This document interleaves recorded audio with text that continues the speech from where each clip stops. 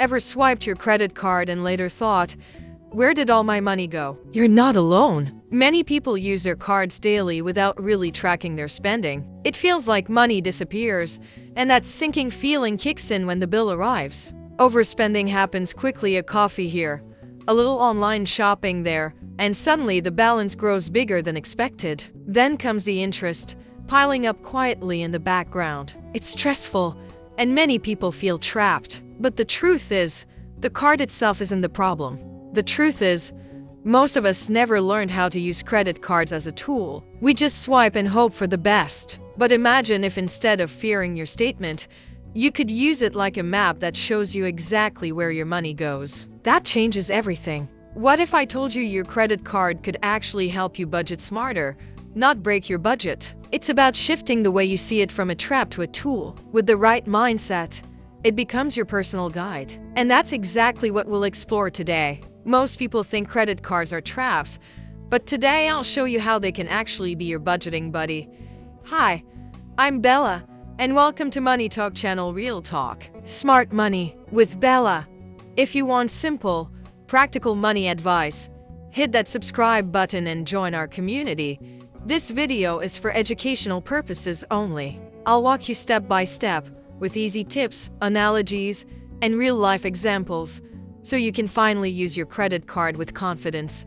Let's dive in. In this video, budgeting with a credit card. Yes, you can do it smartly. A credit card can feel like a trap, but it's not the villain. Think of it like a kitchen knife, dangerous if handled carelessly, but incredibly useful if used the right way. The card itself isn't good or bad. It depends on how you use it. That's why learning to manage it smartly is so important. Let's break down a monthly credit card statement. First, it shows how much you've spent this month. Then, it tells you the due date, the deadline to pay what you owe. And finally, there's a minimum payment, the smallest amount you can pay to stay on track, though paying more is always better. Here's the truth. Paying only the minimum keeps you safe, but it also keeps you in debt longer. Paying the full balance by the due date is like escaping the trap quickly. It's the difference between walking free or being stuck in the same place. Your habits decide which path you take. So remember, the credit card itself isn't your enemy. It's just a tool like that kitchen knife. If you use it with discipline, it helps you cook up financial success. It all comes down to habits, not the card. Think of your budget like a GPS. A GPS only works if you set the destination first, right? Without that clear goal, you just end up driving in circles. That's the same with money. Your budget tells your dollars exactly where to go. First, start with your income. That's like the fuel that makes the whole trip possible. Knowing exactly how much you have coming in gives you a realistic picture. It keeps you from overspending and makes the journey smoother.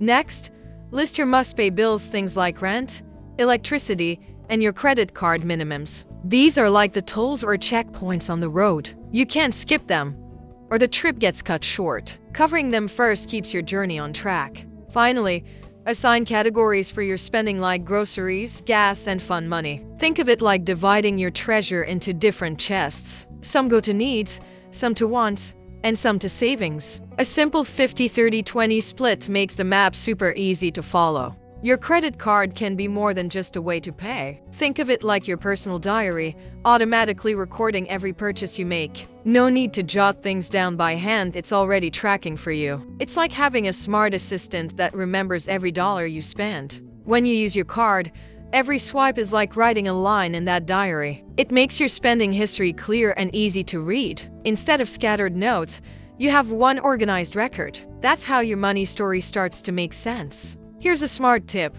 Only use your card for categories you want to track, like groceries, gas, or dining out. This way, you don't clutter your diary with things you don't care about. It keeps your money diary simple, neat, and meaningful. Think of it as highlighting the chapters that matter most. At the end of the month, your diary tells the whole story with no guesswork. You can see patterns where your money flows and what habits are shaping your budget. Suddenly, it's not confusing anymore.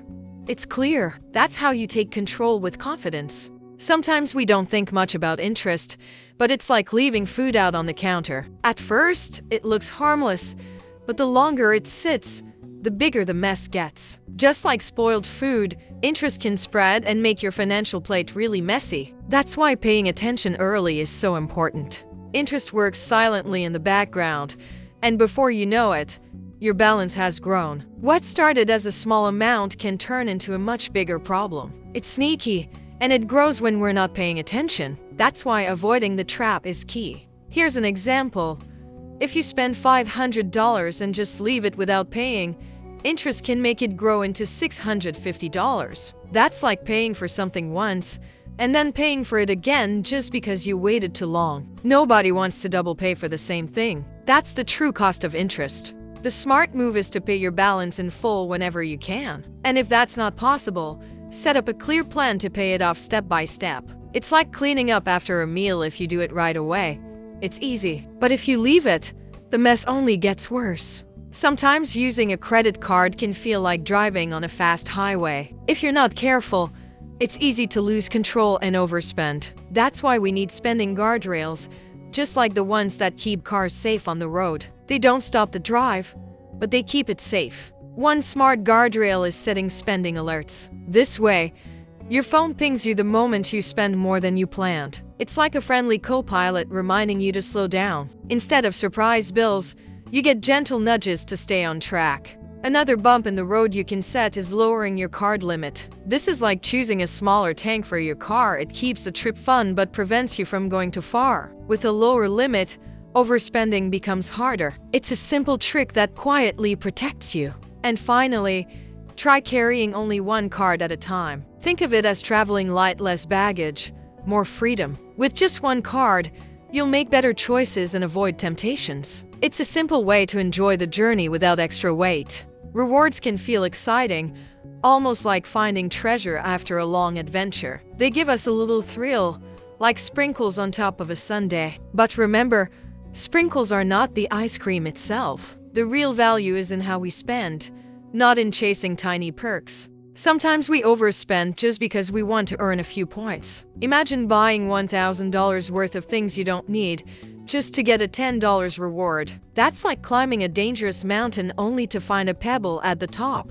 The effort and cost far outweigh the prize. Rewards should be seen as extra, not the main goal. Like when you go on an adventure, the memories and skills you gain matter more than a shiny souvenir. Spending wisely gives you the real victory. The perks are just a little bonus along the way. So treat rewards like sweet sprinkles, not the whole dessert. The real satisfaction comes from managing your money smartly. That way, you enjoy both the ice cream and the sprinkles without regret. Balance is the true adventure. Budgeting with a credit card is like learning to ride a bike. At first, you might feel shaky and unsure, but with time it becomes second nature. The small stumbles are part of the journey, not the end. Every little step forward means you're learning and growing. A simple way to stay on track is to do weekly check-ins. Take a few minutes to review what you spent, where you saved, and what you can improve. These little reflections make you feel more in control. It's not about being perfect,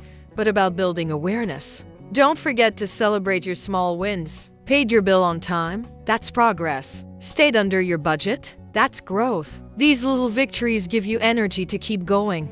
Over time, these habits don't just manage your money, they build your confidence. Every step you take improves your credit score and strengthens your trust in yourself. You start to feel that handling money is no longer scary. Instead, it becomes part of your lifestyle. We covered how to see your credit card as a tool, how to set up a budget, track spending, avoid debt, create guardrails, enjoy perks responsibly, and build habits that last. Using a credit card smartly isn't about fear, it's about control and confidence. If you found this helpful, hit like, subscribe, and share this video.